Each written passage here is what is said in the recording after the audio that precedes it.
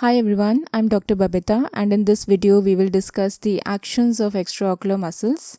So we will first do a quick revision of uniocular eye movements. This will be followed by a discussion on the action of each individual extraocular muscle in detail. And in the end we will have a discussion on the meaning of the field of action of a muscle and how that is different from the anatomical action of a muscle. So let's begin.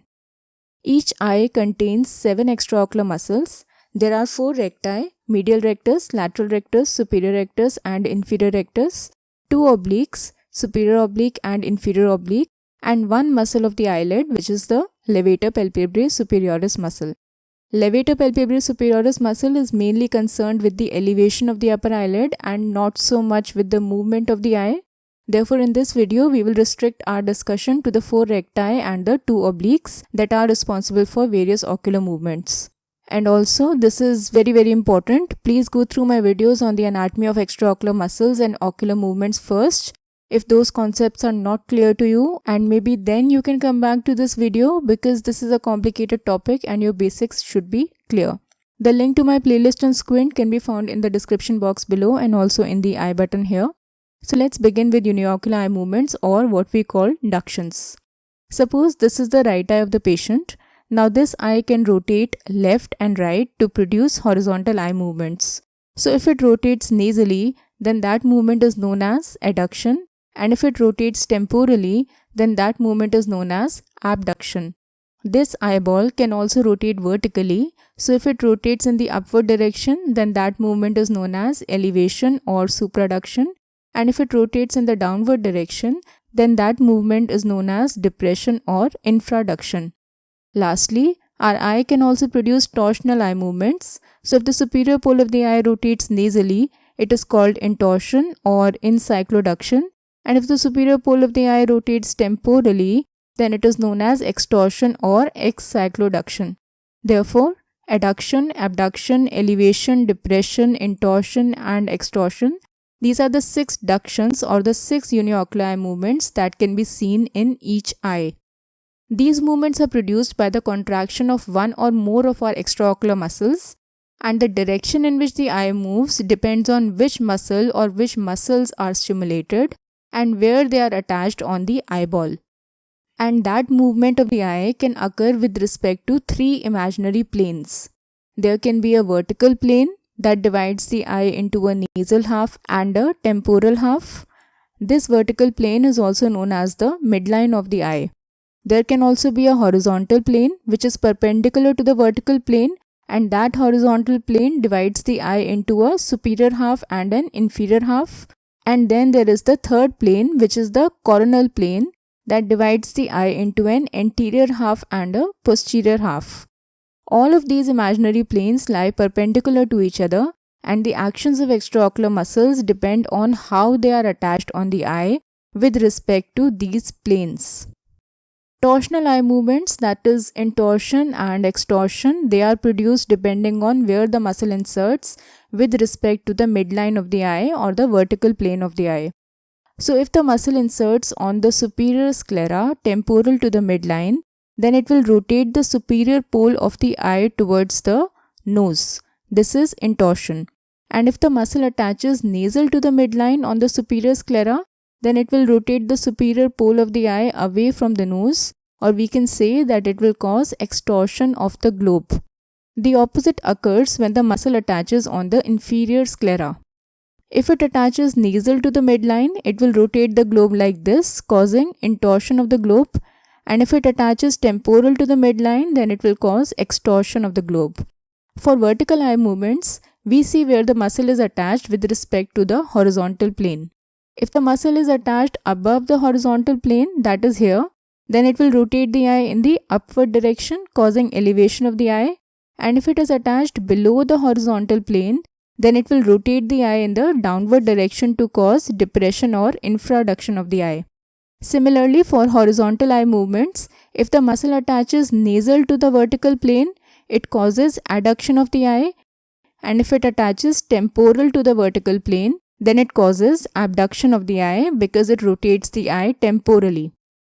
But it is not always as straightforward as this, because the action of a muscle also depends on where it is attached with respect to the coronal plane. So if a muscle comes like this and gets attached on the sclera posterior to the coronal plane, then it will rotate the globe in the downward direction. That is, it will cause depression of the eye even though it is attached on the superior sclera. Similarly, if a muscle attaches behind the coronal plane on the inferior sclera, then it will cause elevation of the eye. This same rule also applies for horizontal eye movements. If the muscle attaches on the nasal sclera behind the coronal plane, then it will cause abduction of the eye, and if it attaches on the temporal sclera behind the coronal plane, then it will cause adduction of the eye. This coronal plane corresponds to the equator. So what is the equator of the eye? Equator is an imaginary circumferential line that divides the eyeball into an anterior half and a posterior half, and it is located at a distance of about 13 to 14 millimeters from the limbus. If we revise the sites of insertion of the 6 extraocular muscles from our video on the anatomy of extraocular muscles, then we will recall that medial rectus inserts 5.5 mm away from the limbus, inferior rectus inserts 6.5 mm away from the limbus, lateral rectus 6.9 mm, and superior rectus 7.7 mm away from the limbus. The superior oblique tendon inserts about 5 mm behind the temporal end of the superior rectus insertion, and the inferior oblique muscle inserts 9 to 10 mm behind the insertion of the lateral rectus muscle. Therefore, we can clearly see that the 4 recti insert anterior to the equator and the 2 obliques insert posterior to the equator, and that is why their actions are so different from each other. To understand this better, we will now discuss each individual extraocular muscle separately. We will start with the horizontal recti. Medial rectus. Like we just learned, medial rectus inserts on the medial sclera anterior to the equator. Therefore, when it contracts, it causes adduction of the eye, and adduction is the only action of the medial rectus in primary position. Similarly, lateral rectus inserts on the temporal sclera anterior to the equator. Therefore, when it contracts, it causes abduction of the eye, and that is the only action of lateral rectus in primary position.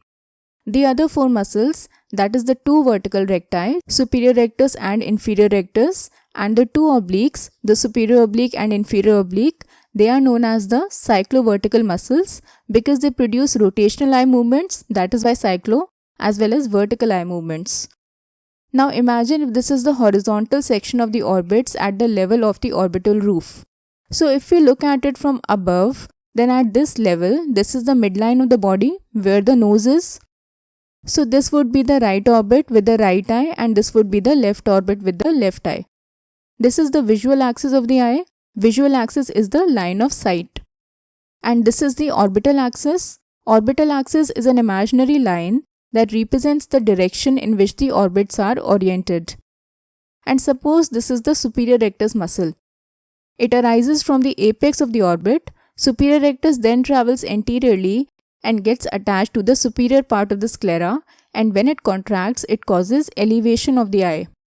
If you recall, the primary action of superior rectus is elevation, its secondary action is intorsion, and the tertiary action is adduction. But going by this diagram and the concepts of various ocular movements with respect to the 3 imaginary planes, it seems like elevation should be the only action of superior rectus based on how it appears to be inserted on the globe. How do we then explain the other 2 actions of superior rectus, which are intorsion and adduction? We can explain those actions if we understand that this diagram is completely wrong. This is not the correct anatomy of our orbits, and this is not how the cyclovertical muscles are attached on the globe. So what is the correct anatomy of the orbits and the extraocular muscles? So again, if we take the horizontal section of the orbits at the level of the orbital roof, and if we are viewing the orbits from above, then this is the midline of the body. This is the medial wall of the right orbit, and this is the medial wall of the left orbit. And these are the lateral walls of the 2 orbits. To explain this diagram, the medial walls of the orbits are parallel to the midline, while the lateral walls are perpendicular to each other. That is because if I extrapolate these 2 lines that represent the lateral orbital walls, they will meet each other at an angle of 90 degrees. And this here is the orbital axis. And this is how our eyeballs are placed in the orbits with the visual axis parallel to the midline. This visual axis makes an angle of approximately 23 degrees with the orbital axis.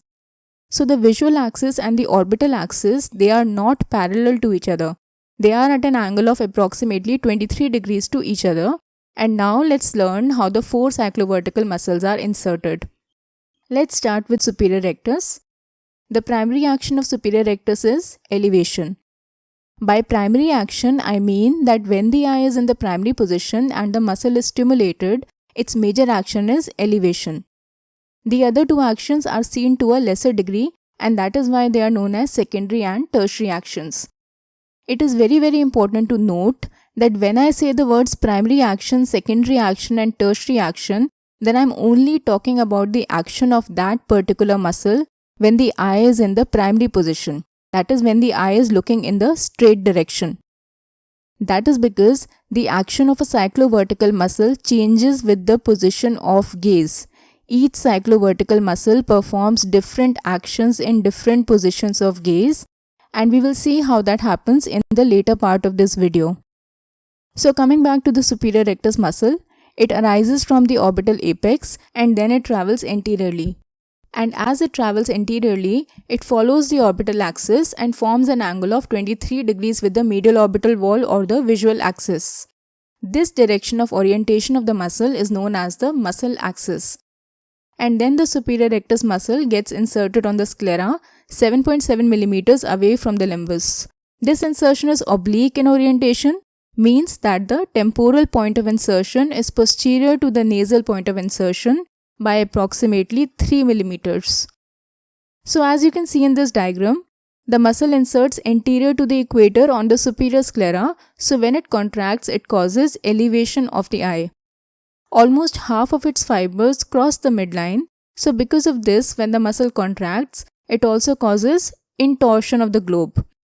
And because of the oblique orientation of its insertion, the nasal fibers are inserted anterior to the temporal fibers and nasal to the midline of the eye. Therefore, it also causes a little bit of adduction. And these are the 3 actions of superior rectus muscle, and thus when the superior rectus contracts, when the eye is in the primary position, it rotates the eye to cause elevation, intorsion and adduction. The second cyclovertical muscle is inferior rectus. The actions of inferior rectus are similar to superior rectus except for some very obvious differences. The axis of inferior rectus muscle is also oriented 23 degrees temporal to the visual axis. Here we are viewing the eye from below. So when the inferior rectus muscle contracts, it causes depression of the eye, it causes extorsion of the globe, and it causes adduction as well. Depression because it is inserted anterior to the equator on the inferior sclera. Extorsion because some fibers insert temporal to the midline and they rotate the globe temporally. And adduction because of its oblique insertion. Therefore, when the inferior rectus contracts, it takes the eye from the primary position to a position of depression, adduction and extorsion. This was about the vertical recti. Now let's talk about the oblique muscles. Superior oblique arises from the posterior part of the orbit and then it travels anteriorly to reach the trochlea. Trochlea is a pulley-like structure which is attached at the supromedial margin of the orbit. So here, then the muscle curves around the trochlea and starts traveling in the posterolateral direction to insert on the superior sclera. Therefore, the muscle changes its course at the trochlea.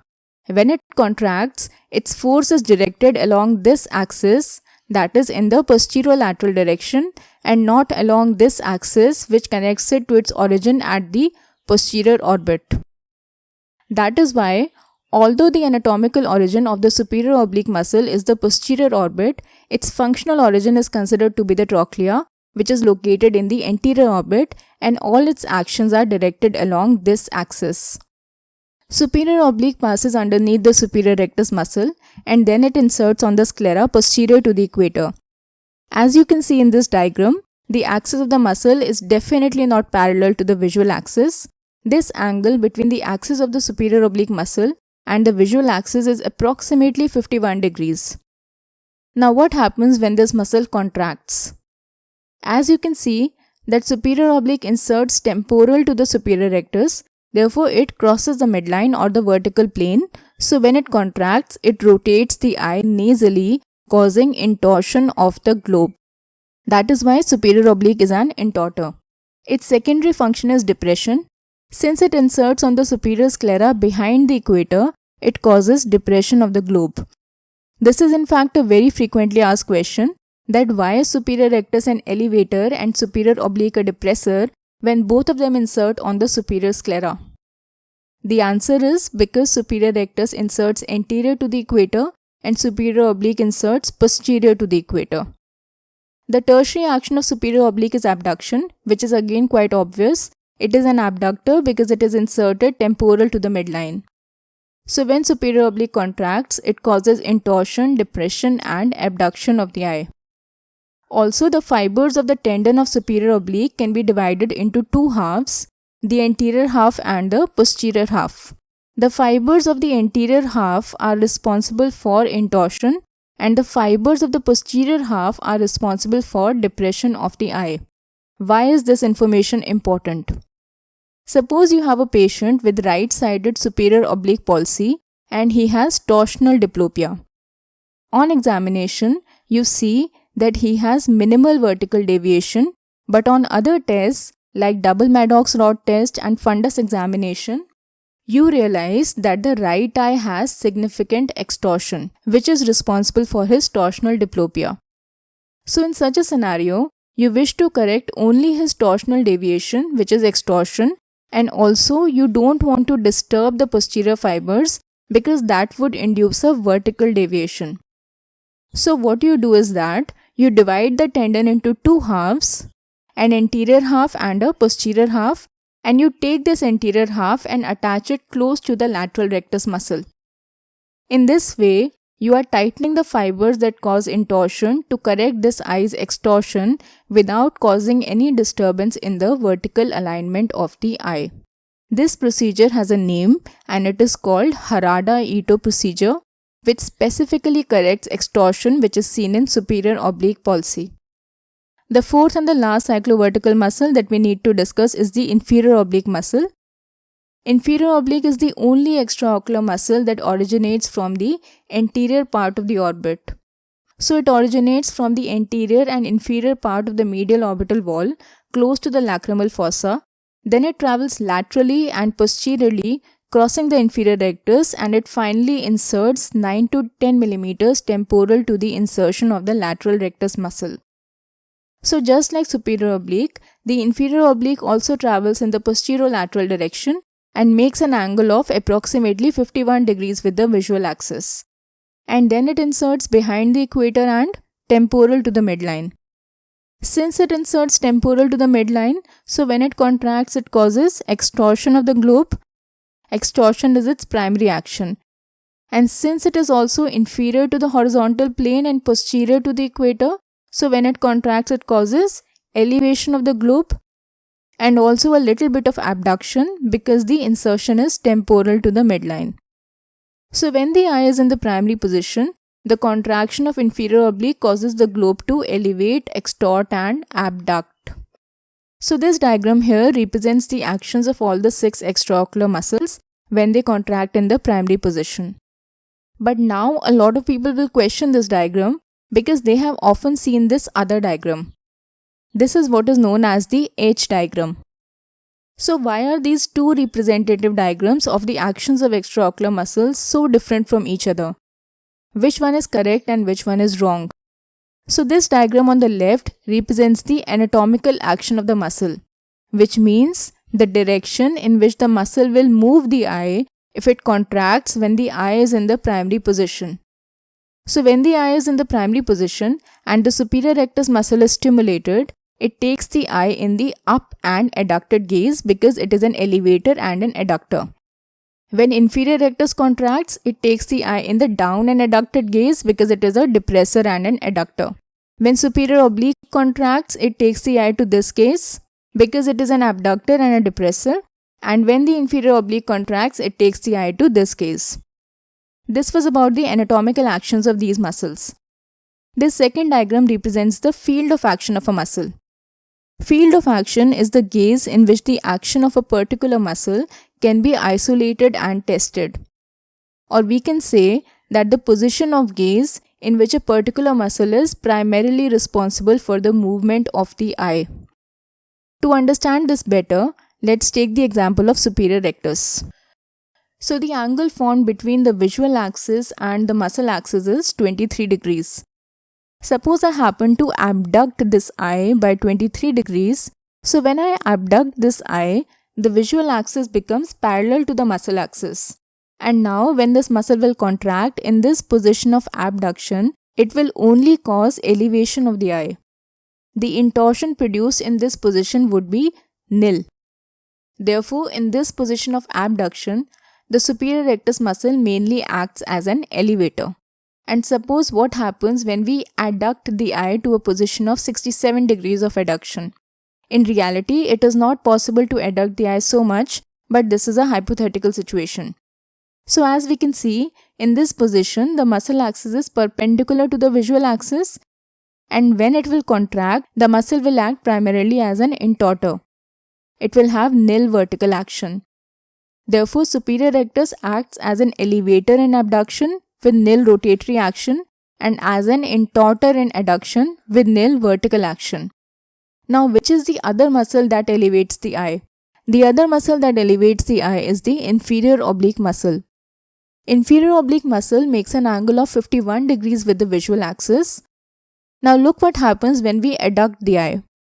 In this position of adduction of 51 degrees, the muscle axis will become somewhat parallel to the visual axis, and when this muscle will contract, its force will cause elevation of the globe.